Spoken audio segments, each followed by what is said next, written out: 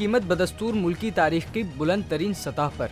मकामी और बैनुल अक़वामी billion market में जुमेरात को एक बार फिर सोने और चांदी की कीमतों में कोई तब्दीली नहीं देखी गई। कीमतें अपनी बुलंद तरीन सतह पर बरकरार हैं। बैनुल अक़वामी बिलियन मार्केट में फी औंस सोने की कीमत बगैर किसी तब्दीली के $3,540 रही, जबकि मकामी सराफा मार्केटों में भी 24 कैरात के हामिल फी तोला सोने की कीमत बगैर किसी तब्दीली के $3,76,700 की बुलंद तरीन सतह और इसी तरह फी 10 ग्राम सोने की कीमत बगैर किसी तब्दीली के $3,22,959 की बुलंद तरीन सतह पर मुस्तहकम रही। इसी तरह फी तोला चांदी की कीमत भी बगैर किसी तब्दीली के $4,315 और 10 ग्राम चांदी की कीमत भी बगैर किसी तब्दीली के $3,699 की सतह पर मुस्तहकम रही है।